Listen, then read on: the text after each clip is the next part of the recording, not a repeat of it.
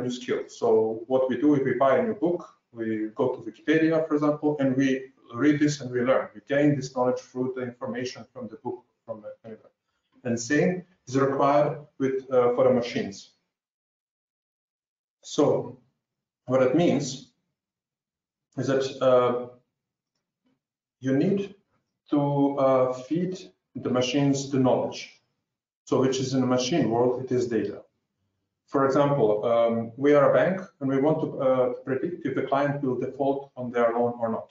So if we feed the knowledge to a machine, and okay, this part I'm always somehow imagining it this in a Matrix movie when Neo gets knowledge uploaded and he wakes up saying, "I know Kung Fu." So let's funny part aside. What we get as a result from the feeding this data is we can let machine learn to predict if person will gonna pay off the loan or not. This is this new skill machine has gained. So based on how machines learn, we can divide ML into 3 categories: supervised machine learning, unsupervised, and reinforcement learning. Supervised machine learning means that we supervise machine fully towards its process of learning. So we give him data and tell him, here, this is how people were defaulting in the past, predict this in future. And based on the information you have about our clients. Supervised learning can be subcategorized depending on what kind of results do we expect from machine to predict. So there are classification problems where we can predict some discrete values, like for example 0 or 1, and this is our example. But it also can be some multiple classes. For example, if we have a complaint and we have to sort them out in our, for example, online shop, we can then categorize our complaints into logistic-related, product defects, and billing, for example. This is also the classes. There's a multiple levels that the results you could expect. So classifying.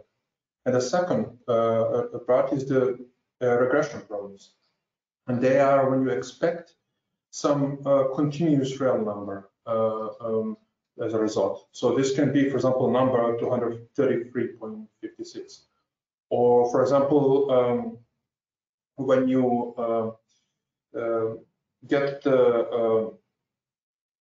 when you want to predict demand of the product or make a sales forecast. Unsupervised machine learning is the case when you feed the machine with data, but you know yourself that you don't know yourself what the result could be. For example, we have information or data about all our customers, and we want to get to realize if there is some kind of a connections between each one of them. So if there's a way that we can group them together in some similarities. And as an example, if we want to discover these new groups and make it based, for example, on our shopping habits. And this can be quite useful. You can imagine, depending of, for example, and that can be useful when we want to run a bit more efficient sales campaigns, because we then target exactly the right groups which we want. And in a similar way, we can use this grouping method to discover anomalies. So how do we do this? So let's say that we have these online shoppers, and based on all their grouped based on their habits, and we want to, once we group them, there is always this one customers with their ways of shopping or habits which is not usual. You cannot group it in any group. This group doesn't mean, so these people, we will call them anomalies in this case, but they are not really, that doesn't mean that there's something wrong, but it's a good hint towards checking it out. Maybe one of them could be also fraud. So this part, I was really thinking how to present it in a quick fashion, and trial and error was something that comes as the best analogy. So a machine makes a wild guess, predicting something, an environment.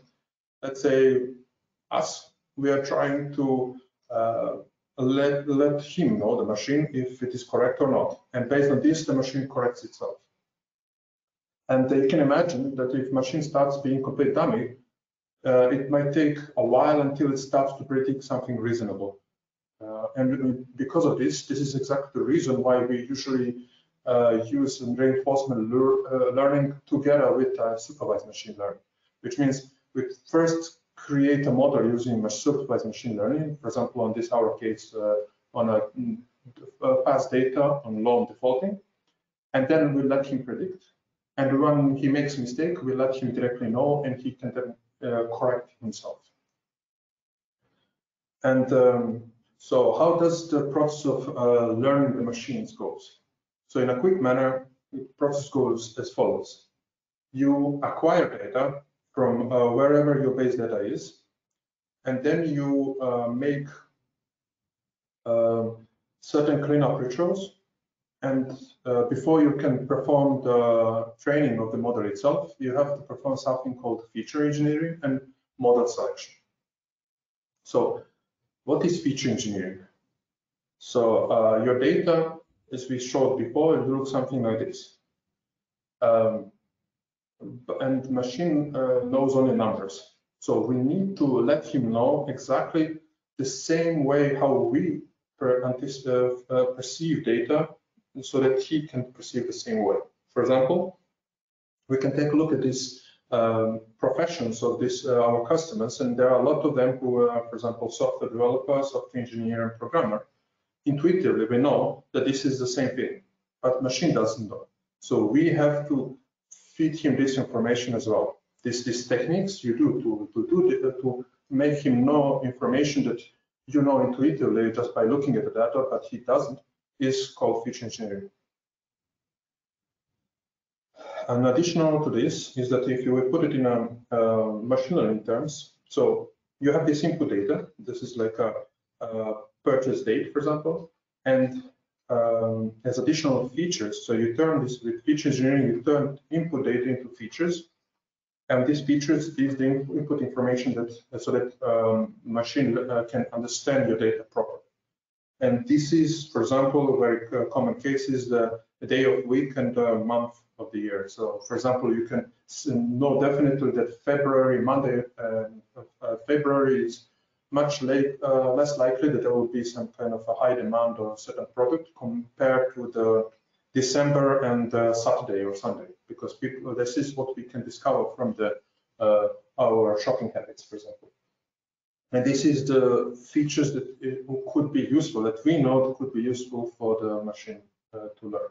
And as a result, we have this label. So the next step, as we have mentioned before, we have these various problems machine learning can solve. So like classification problems or regression problems. Each of these problems have set of available ML algorithms, I will call it, which best fits to the particular problem. And this step itself is called model selection. So finally, once we have made overview of what machine learning is, let us take a look at our new feature, integrated ML. As you know, this process of making machine learning has these steps, and it requires data scientists to go through them, because you need to understand how to perform the feature engineering, what features are important, what not, which models we should select as a candidate models, which are probably potentially good for our issue. And however, this whole process to do this is, of course, requires data scientists. And for this process of some kind of a best practices the data scientists throughout years have come up with, there's a new trend which came up, which called automatizing machine learning. And this so-called AutoML is what is the motor or engine of integrated ML. But what makes integrated ML so unique is the way how you execute it. So it is made in a form of 3 SQL-like statements. So first one, where you create a model definition. This is the place where you tell machine to define machine. Okay, this is what you should use as a reference to predict in the future. And this table from this from state part of the statement is the part which you should take your information about the data and use this as a basis. The next is the once you have created this model, you want to instruct it and to train it. So that means this is the part, train model is the part where you instruct it, hey, train now. And this is where all the magic is happening. Here is where feature engineering is happening, where model selection is happening, and also itself the actual training of each of these candidate models happen. So you can imagine that it can take a while. So this statement is made separately from the previous one because we expect that you might get, for example, new data in the meantime, and you want to retrain your model to make it even more performant, to improve accuracy of it. And that's why you we have this statement to rerun it over the same model definition.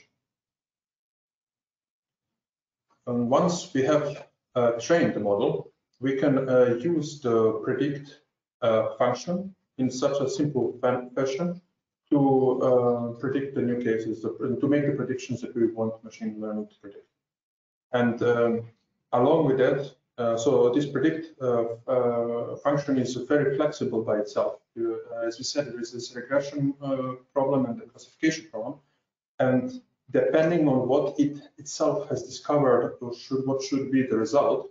So it discovers itself what kind of problem it is. If it's a regression problem or classification problem, it tries to then choose the right result, and this result will end up to be either a string, which will gonna be like a class of the complaint that you found, or for example 0 or 1, or just a real number, continuous real number. And for example, if you have these classes and you have specific classifications, you can use probability function to check with what probability did he predicted this label or this class. So I will not go too much into the details in this. I'm going to immediately start with a bit of demo. So in this particular sense, because in our case, machine learning itself takes always a bit of time. And for the sake of presentation, we're going to use one very simplified and very small data set called IRIS dataset. It's just accidental that it's called the same as IRIS data platform, but it is about the iris flowers. And there is inside of the dataset different sizes of the sepal and petal length of the flowers of the iris, and based on this, you can recognize which type of the flower it is. I made these pictures here. So this is these three subtypes of iris. So iris versicolor, iris virginica, and iris setosa. And I needed to make this picture here because when I first looked at myself at this iris dataset, I did not know what is sepal and what is petal length. So I guess many other people also might not know, so that's why I showed it here. So let us take a look at the demo of how it looks like. So here, as you have noticed here, I have opened InterSystems IRIS data platform management portal.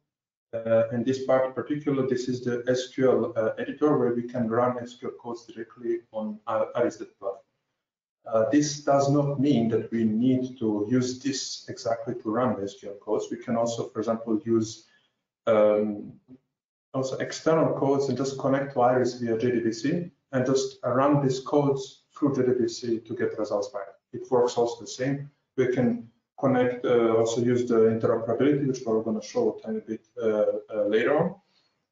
So it is what we're going to do here is just to try out and test what IRIS, how does it look like. So first, we're going to use we'll take a look at the tables and look at how this data set looks like.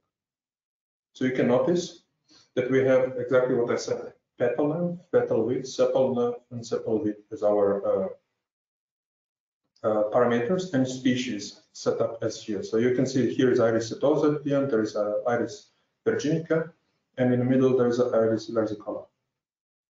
So what we want to do is that based on the sizes of petal and sepal of lymph to predict the species. So what we need to write is simply create model, and then let's say Iris, let me first drop the previous model because I know that I have it stored. So let's create a model, Iris predictor, which we're gonna be predicting species from this table example, data mining.iris dataset. So this goes very quickly because we just create, he just looks at the metadata of the table and just picks up everything which has in this table as our input. And he knows, okay, the output should be for predicting species. So now the only thing we need to do, because in this case, we don't have any other data to train on, we're gonna train on the same table which we have. That's why we don't need to put this from statement. Because it will then take over the information from the create model, so from this model definition itself. So it's we're gonna run it. And this part takes usually a while, but in our case, this here should be running around 10 seconds or something. So when we now just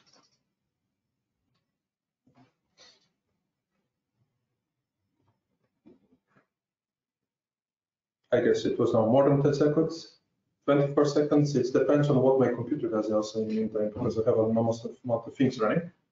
So we can now try it out. So what we can do now is I would like to make a prediction. So select predict from Iris predictor as predicted species. And we want to make a species as actual species.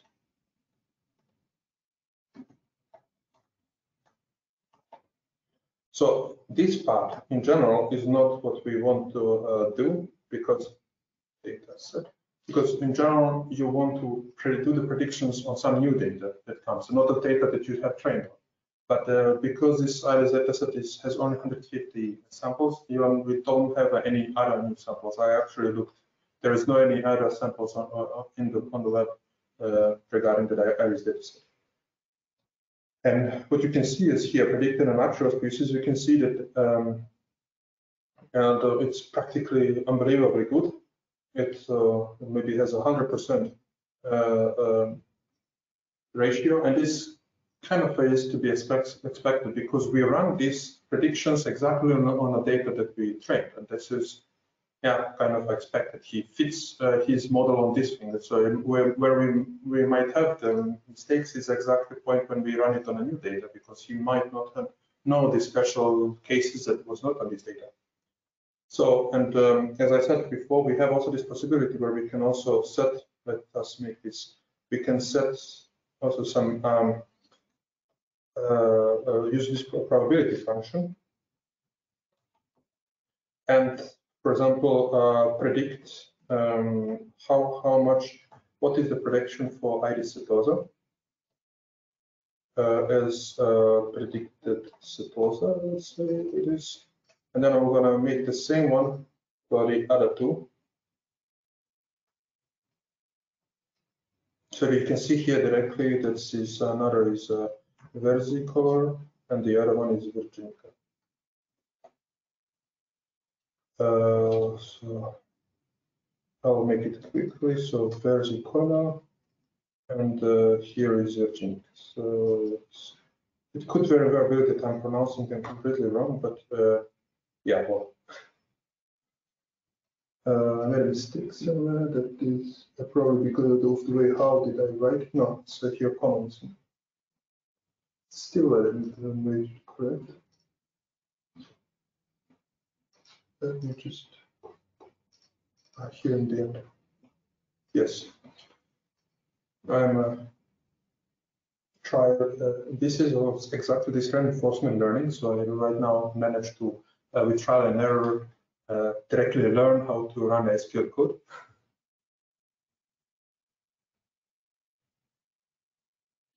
So what it will gonna show here exactly is the probabilities. So I run it actually for the whole code. Usually what we're gonna do is just through one row or a couple of rows, because you were gonna do prediction on a particular case, not on everything. And we can see here immediately that there is a whole set of so predicted species, actor species, and you can see with which percentage he has predicted each one of these classes. And you can see that he predicted iris setosa with 86%. So this is something that right now is obvious, but it could sometimes also be 51%, for example, if we say that this switching into the one or classes should be by based on 50% rule. There is also in the other ways, but this is a very good hint to show, okay, how good did he really predict this.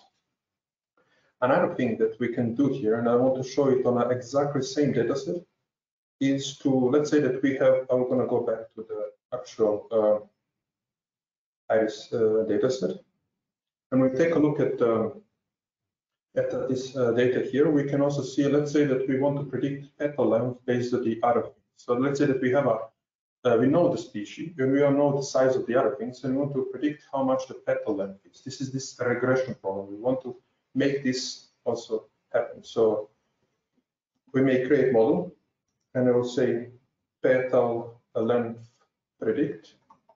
This predict is just from my own sense, but it's you can name it any way you want. Predicting, and I'm gonna put petal length from data mining. Yeah.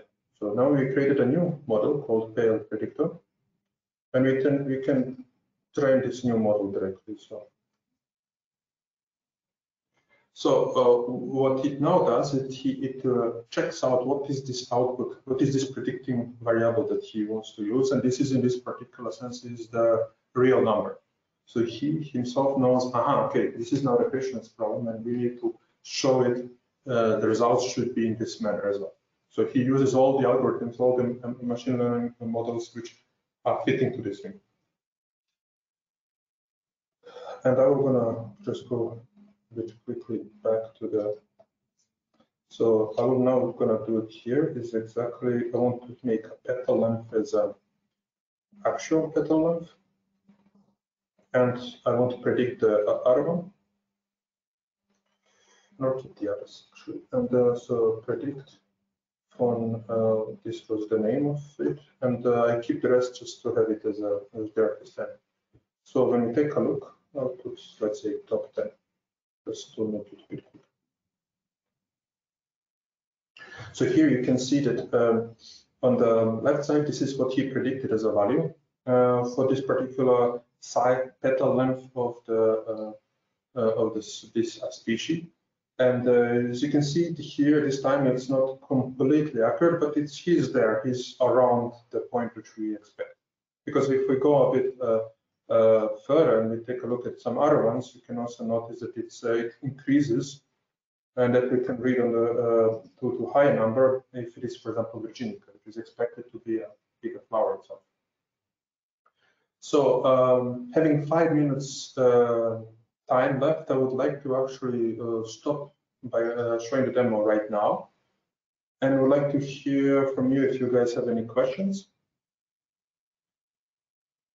And if not, there is unfortunately, because this is just 2 sessions right next to each other, done both by me.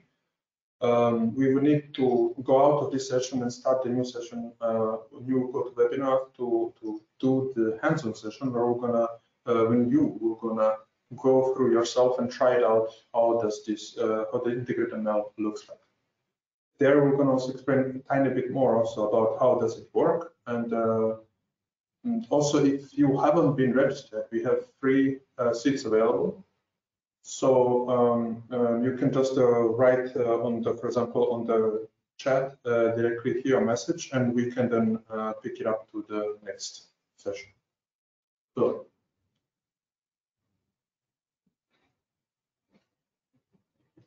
currently, I guess there is no questions coming up. So then I would like to thank you all for your attention. And yeah, so we see each other then on the next session.